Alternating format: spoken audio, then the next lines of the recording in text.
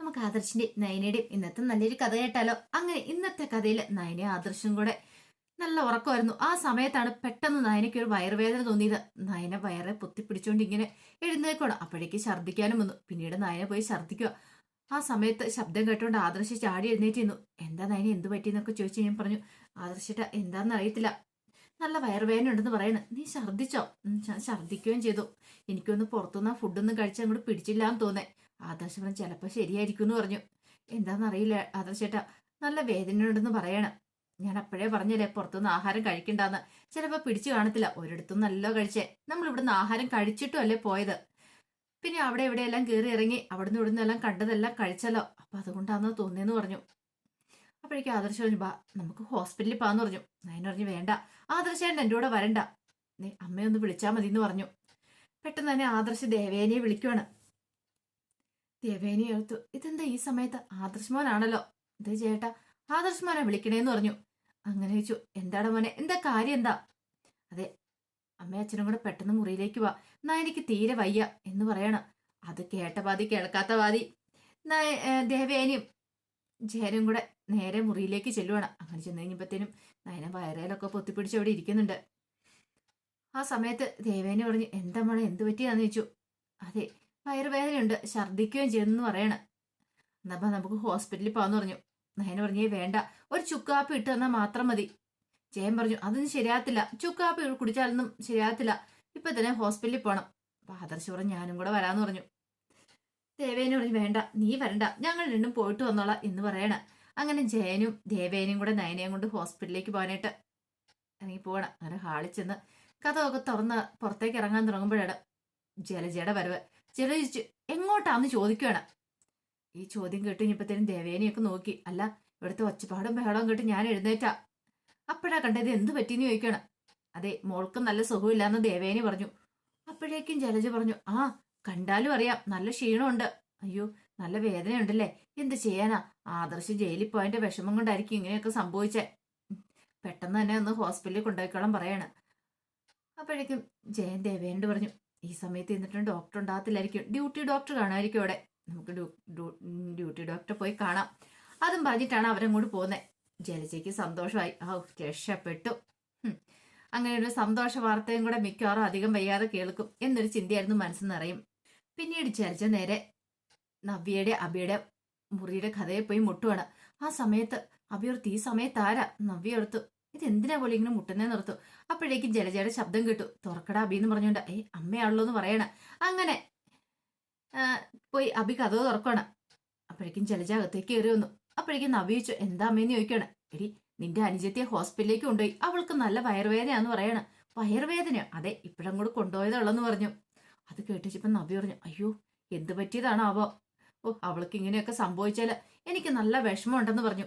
അത് കേട്ട് കഴിഞ്ഞപ്പോ അബി പറഞ്ഞു, നിന്റെ അനുജത്തിക്ക് എന്തെങ്കിലും സംഭവിച്ചാൽ നിനക്ക് സങ്കടം ഉണ്ടല്ലേ, പക്ഷെ എങ്കിലും നിനക്ക് എന്തൊക്കെ സംഭവിച്ചാലും അവൾക്കൊരു സങ്കടം ഇല്ലല്ലോ. ജലജ പറഞ്ഞു, അല്ലെങ്കിലും നീ ഇതൊക്കെ കഴിഞ്ഞിട്ട് വന്നതല്ലേ മോളെ, ഈ സമയത്ത് ഇത്ര വയറുവേദനയും കാര്യങ്ങളൊക്കെ ഉണ്ടാവും, അതൊക്കെ സ്വാഭാവിക, അത്ര കാര്യമായിട്ട് എടുക്കേണ്ടതൊന്നുമില്ല. പിന്നെ ഇപ്പൊ നീ കാണിക്കുന്ന ഈ ടെൻഷൻ ഉണ്ടല്ലോ, അതിന് നാലിന്ന് ടെൻഷൻ കാര്യങ്ങൾ അവർക്കുണ്ടായിരുന്നോ നിന്നോട്? ഇല്ലല്ലോ. അത് കേട്ട് കഴിഞ്ഞപ്പോഴത്തേനും അബി പറഞ്ഞു, അത് നബിയെ, നീ വെറുതെ അവർക്ക് എന്തെങ്കിലും വയ്യാന്ന് കേട്ട് കഴിഞ്ഞപ്പോഴത്തേനും ടെൻഷൻ അടിച്ചിട്ടൊന്നും ഒരു കാര്യമില്ല, ചെയ്ത് കൂട്ടിയത് എന്തൊക്കെയാ. അപ്പോഴേക്കും നബി പറഞ്ഞു, അതിന് അവള് ചെയ്തതിനേക്കാളും കൂടുതൽ ആദർശനല്ലേ ചെയ്തേ. അയാൾ എന്തൊക്കെയാ ചെയ്തേ? അയാൾ കാരണമല്ലേ മിക്കവാറും അനഘയുടെ ആൾക്കാരുണ്ടല്ലോ, അവരായിരിക്കും ജയിലിലാക്കിയിട്ടുണ്ടായിരിക്കുക. അത് കേട്ടപ്പോ അബി പറഞ്ഞു, അത് ശരി തന്നെയാ, അയാൾ അത്രയും വലിയൊരു ചതി ചെയ്തിട്ടുണ്ടെങ്കിൽ പിന്നെ അവർക്ക് വെറുതെ ഇരിക്കാൻ പറ്റുമോ? അപ്പോഴേക്കും ജലജ പറഞ്ഞു, മോളെ, അവൻ അത്രയും വലിയ തെറ്റ് ചെയ്തു, എന്നിട്ടോ ഈ പറയുന്ന ഏട്ടത്തെയൊക്കെ അവനെ സപ്പോർട്ട് ചെയ്ത് നിൽക്കുവല്ലേ ചെയ്തേ. നബി പറഞ്ഞു, എത്ര സപ്പോർട്ട് ചെയ്ത് നിന്നാലും ദൈവത്തിന്റെ മുന്നിൽ കണ്ടില്ലേ, ഓരോരോ പണികൾ കിട്ടിക്കൊണ്ടിരിക്കുന്ന കണ്ടില്ലേ. എനിക്ക് ചില സമയത്ത് നയനെ കുറിച്ച് ഓർക്കുമ്പോൾ നല്ല ദേഷ്യം വരും. ആ ചന്തു എന്ന് പറയുന്ന പെങ്കൊച്ചിനെ സ്വന്തം മോളായിട്ട് കൊണ്ടു നടക്കുമല്ലേ. ജലജ പറഞ്ഞു, എന്റെ മോളെ, ഈ പറയുന്ന നയനയ്ക്ക് ആ വയറ്റിൽ കിടക്കുന്ന കുഞ്ഞു പോയാലും ഒരു പ്രശ്നമില്ല, കാരണം ചന്തു മോളുണ്ടല്ലോ, അതിനെ പൊക്കി പിടിച്ചോടെ നടന്നോളും, അവൾക്ക് വലിയ കാര്യമൊന്നും ഇല്ല അതിനകത്ത്, അതുകൊണ്ട് ഇപ്പൊ ആ കുഞ്ഞു പോയാലും അവർക്കൊരു പ്രശ്നം ഉണ്ടായിട്ട് തോന്നില്ല എന്ന് പറഞ്ഞു. പിന്നീട് അബിയോട് പറഞ്ഞു, നീ ഇറങ്ങി വേടാ, മോള് കിടന്നോളാൻ പറയണ, നബിക്ക് നല്ല ഉറക്കം വരുന്നുണ്ടെന്ന് പറഞ്ഞു. അങ്ങനെ അബിയെ വിളിച്ചോണ്ട് ജലജ പുറത്തേക്ക് ഇറങ്ങി വന്നു. പിന്നീട് ജലജ പറഞ്ഞു, എടാ അബി, ഇപ്പൊ ആ മുറിയിൽ ആരും ഇല്ലാത്ത സമയാ. വിലപിടിപ്പുള്ള പല സാധനങ്ങളും ഉണ്ട്, നിനക്കറിയാലോ. അഭി പറഞ്ഞു, അമ്മേ ഇത് ഞാൻ അമ്മയോട് പറയാൻ വേണ്ടി ഇരിക്കുമായിരുന്നു. ജലജ പറഞ്ഞു, നമുക്ക് കുറച്ചങ്ങോട്ട് അടിച്ചു മാറ്റാടാ. അഭി പറഞ്ഞു, ഞാൻ ഇടയ്ക്കിടയ്ക്ക് ഒന്ന് രണ്ട് കമ്മലും മോതിരമൊക്കെ അടിച്ചു മാറ്റിയായിരുന്നു. ജലജ പറഞ്ഞു, നീ ആള് കൊള്ളാലോടാ. പിന്നെ ചെറിയ ചെറിയ സാധനങ്ങളൊക്കെ മോഷണം പോയാൽ അവളൊട്ട് അറിയാനും പോകുന്നില്ല. അതുകൊണ്ടായി അമ്മ അതൊക്കെ അടിച്ചു പറ്റിയത്. എടാ പക്ഷെ അതും കൊണ്ടായില്ല, നമുക്കും ജീവിക്കണ്ടായോ? എന്താണെങ്കിലും നിന്റെ കള്ളത്തരങ്ങള് നവി അറിയുന്നോടം വരെയോ നിനക്ക് ഒരു പിടിച്ചുപൊള്ളൂ. അതിനുശേഷം അറിയാലോ എന്താ സംഭവിക്കാൻ പോകുന്നതെന്ന്. ജീവിക്കണ്ടേ, അതിനടിച്ചു മാറ്റിയാൽ മതിയാവുള്ളൂ. അഭി പറഞ്ഞ്, ഇഷ്ടം പോലെ സ്വർണ്ണമൊക്കെ മുറി കാണും, പിന്നെ ഇല്ലാതിരിക്കുവോ? ആദർശ് വാങ്ങിക്കൊടുത്തോണ്ട് പിന്നെ ഏട്ടത്തി കൊടുത്തതും പിന്നെ അവൾക്ക് ഗിഫ്റ്റ് ഒക്കെ കിട്ടിയിട്ടുണ്ടല്ലോ. അതേമേ. പിന്നെ ഈ മോതിരവും കമ്മലൊക്കെ എത്രമാത്രം ഗിഫ്റ്റ് കിട്ടിയിട്ടുണ്ടോ അവൾക്ക് പോലും അറിയത്തില്ലായിരിക്കും. ഇഷ്ടംപോലെ കാണും അവളുടെ മുറിയില്. അഭി പറഞ്ഞു, അത് ശരിയാ, ഇപ്പോഴാണെങ്കിൽ ആരും നമ്മളെ സംശയിക്കാനും പോകുന്നില്ല. ജലജ പറഞ്ഞു, അതേടാ, ആരും ഈ സമയത്ത് ഇത് നോക്കാനും പോകുന്നില്ല. നല്ലൊരു കാര്യം തന്നെയാ, നമുക്കതുകൊണ്ട് മാക്സിമം പോയി അടിച്ചു മാറ്റിയെടുക്കാം എന്നും പറഞ്ഞ് രണ്ടുപേരും കൂടെ നേരെ നയനയുടെ മുറിയിലേക്ക് പോവാ. അവിടെ ആദർശമുള്ള കാര്യങ്ങളൊന്നും അവർക്ക് അറിയത്തില്ലല്ലോ.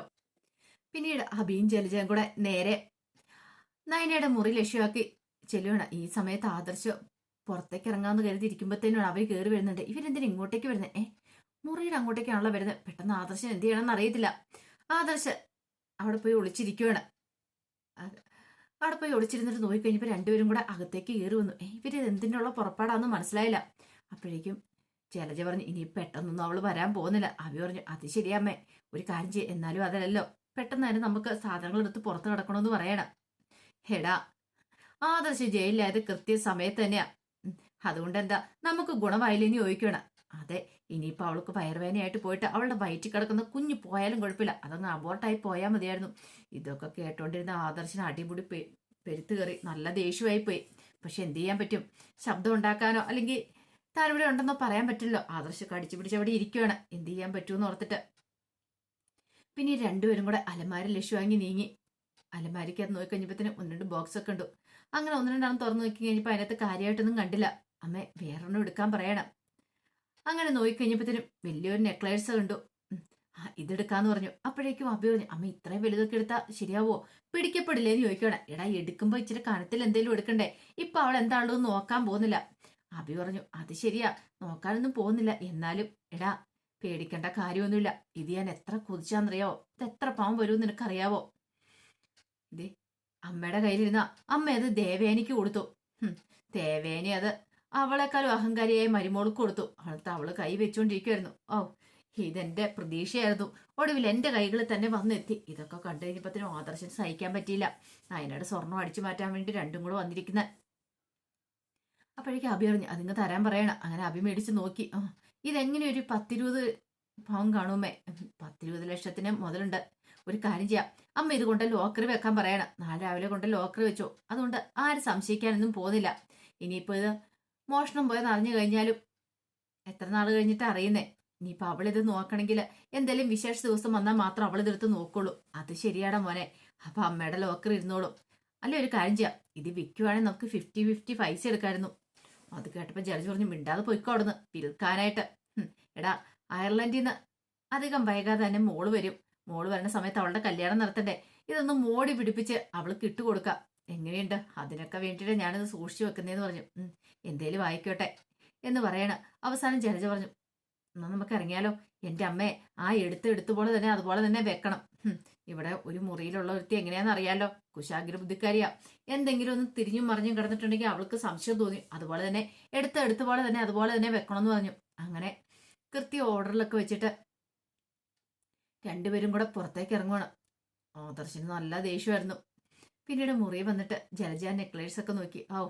എന്ത് രസമാണ് കാണാനായിട്ട്. കഴുത്തേലിട്ട് നോക്കുവാണ്. ഇത് എനിക്ക് കിട്ടാനുള്ള യോഗ്യം ഉണ്ടായിരുന്നേ, അവൾ അങ്ങനെ സൂഹിക്കണ്ട ഇപ്പൊ ഇതിട്ട് എന്നൊക്കെ പറഞ്ഞ് ജലജ കണ്ണാടിക്കകത്ത് നോക്കി ആസ്വദിക്കുവാണ്. ആ സമയത്ത് ആദർശ നേരെ അനിയുടെ മുറിയിലേക്ക് വന്ന് മുറി കൊട്ടുവാണ്. അപ്പോഴേക്കും അനിയെന്ന് കഥ തുറന്നു. ആദർശാണ്, എന്താട്ടെ ഈ സമയത്ത്? അതെ, നയനയെ കൊണ്ട് ഹോസ്പിറ്റലിൽ പോയെന്ന് പറയണേ. നയനടുത്തേക്ക് എന്ത് പറ്റി? വയറുവേദന ഛർദിയൊക്കെയാടാ, എന്താണെന്ന് അറിയത്തില്ല. ഹോസ്പിറ്റലിൽ കൊണ്ടുപോയി. എനിക്കിവിടെ പോകണമെന്നുണ്ടായിരുന്നു. അതെങ്ങനെ ആദർശയുടെ ശരിയാന്നേ? ആദർശൻ ഇവിടെയുള്ള ബാക്കിയെല്ലാം കണ്ടിട്ടില്ലോ. ഈ പറയുന്ന അബി, അപ്പച്ചി, നബിയടുത്തൊന്നും കണ്ടിട്ടില്ലോ എന്ന് പറയാം. അതെ, അതുകൊണ്ട് മാത്രമാണ് ഞാൻ പോകാത്തതെന്ന് പറഞ്ഞു. എടാ പക്ഷെ അതിനേക്കാളും വലിയൊരു പ്രശ്നമുണ്ട്. ഹോസ്പിറ്റലിൽ പോയ സമയത്തുണ്ടല്ലോ, ആ അഭിയും അപ്പച്ചിയുണ്ടല്ലോ, കള്ളന്മാർക്ക് കഞ്ഞി വെച്ചവനല്ലേ രണ്ടെണ്ണം കൂടെ, രണ്ടെണ്ണം കൂടെ കൂട്ടിയിട്ട് മുറിയിൽ കയറിയിട്ട് ആഭരണങ്ങളൊക്കെ അടിച്ചു മാറ്റിയെന്ന് പറയണം നയനയുടെ. ആഭരണങ്ങളൊക്കെ അതേന്നെ. അത് കേട്ട് കഴിഞ്ഞപ്പോഴത്തേനും ഒരു നിമിഷം ആലോചിച്ചിട്ട് ആ, അനി പറഞ്ഞു, അല്ലെങ്കിലും അവന്റെ സ്വഭാവം അറിയാലോ, അവനെ ജ്വല്ലറിയിൽ നിന്ന് തന്നെ തട്ടിക്കളഞ്ഞല്ലേ ഞാൻ. അപ്പൊ അതിന്റെ ദേഷ്യവും സങ്കടം കാണും. ഇപ്പൊ ഒരു ജോലിയും കൂലിയും ഇല്ലാതിരിക്കുമല്ലേ. എന്നാലും കള്ളക്കടത്ത് സ്വർണത്തിന്റെ പേരിലല്ലടാ അവനെ ജ്വല്ലറിയിൽ നിന്ന് കളഞ്ഞത്. അതെ, പക്ഷെ അവൻ വീട്ടിലപ്പം മോഷണം തുടങ്ങിയില്ലേ ഏട്ടാ. അത് കേട്ട് കഴിഞ്ഞപ്പോ ആദർശ് പറഞ്ഞു, അത് ശരിയാ, എന്തേലും ചെയ്തേ മതിയാവുള്ളൂ, ഇതങ്ങനെ വെറുതെ വിട്ടിട്ട് കാര്യമില്ല എന്ന് പറഞ്ഞു. അല്ല എനിക്കാണെങ്കിൽ നയനയുടെ കാര്യം ഓർത്തിട്ട് അതും ടെൻഷനാ, ഞാനൊന്ന് വിളിച്ചു നോക്കട്ടെ എന്ന് പറഞ്ഞു. അങ്ങനെ ജയനെ വിളിക്കുവാണ്. ജയനെ വിളിച്ചിട്ട് ചോദിച്ചു, എന്താ അയച്ചാ കാര്യങ്ങളൊക്കെ? പേടിക്കേണ്ടതൊന്നുമില്ല, ഹോസ്പിറ്റലിൽ പോയിട്ട് ഞങ്ങൾ തിരികെ വീട്ടിലേക്ക് വന്നുകൊണ്ടിരിക്കുക. അല്ല അവൾക്ക് എങ്ങനെയുണ്ട്? അവിടെ ചെന്ന് ഡോക്ടർ ഒരു മെഡിസിൻ കൊടുത്തു കഴിഞ്ഞപ്പോഴത്തേനും ആൾ ഓക്കെ ആയി, വേദനയൊക്കെ കുറഞ്ഞു, ഞങ്ങൾ തിരികെ വന്നുകൊണ്ടിരിക്കുക. അല്ല അച്ഛാ, അങ്ങനെയാണെങ്കിൽ ഒരു ദിവസം അവിടെ കിടത്താൻ വരായിരുന്നോ? അതിനുള്ള പ്രശ്നമൊന്നുമില്ലെന്നാ ഡോക്ടർ പറഞ്ഞേ. എന്നാ ശരി, വരാൻ പറയാണ്. പിന്നീട് അനിയോട് പറഞ്ഞു, ഇപ്പം നയനയ്ക്ക് കുഴപ്പമൊന്നുമില്ല, അവർ വന്നുകൊണ്ടിരിക്കുക. എനിക്കാണെങ്കിൽ ആ അബിയുടെ കാര്യത്തിൽ എന്ത് ചെയ്യണമെന്ന് അറിയത്തില്ലാത്ത. അപ്പോഴേക്കും അനി പറഞ്ഞു, അതിനൊരു മാർഗം മാത്രമേ ഉള്ളൂ ഏട്ടാ, അവനെ മര്യാദ പഠിപ്പിക്കണമെങ്കിൽ ഇനിയിപ്പം നോക്കിയിട്ട് അവനെ വീട്ടിൽ നിന്ന് അടിച്ചിറക്കണം. അവനെ ഈ വീട്ടിലുള്ളിടത്തോളം കാലം ഇതുപോലത്തെ തരികയുടെ പരിപാടിയൊക്കെ ചെയ്തുകൊണ്ടിരിക്കും, ഒരിക്കലും നന്നാവും പോകുന്നില്ല. അവനും അതെ, അപ്പച്ചി അതെ, അവനെ ഈ വീട്ടിൽ നിന്ന് അടിച്ചിറക്കിയാൽ മാത്രമേ ഈ വീട്ടിലുള്ളവർക്കൊരു സമാധാനം കിട്ടുള്ളൂ എന്ന് പറയാണ്. അപ്പൊ അതിന്റെ വിശേഷങ്ങളൊക്കെ നമ്മളിന്ന് കാണുന്നത്. ഇതിന്റെ ബാക്കി വിശേഷങ്ങളുമായിട്ട് വൈകുന്നേരത്തെ പ്രമോയി വരാട്ടോ. ഒരിക്കൽ കൂടി എല്ലാവർക്കും ശുഭദിനം നേർന്നുകൊണ്ട് നിർത്തുന്നു.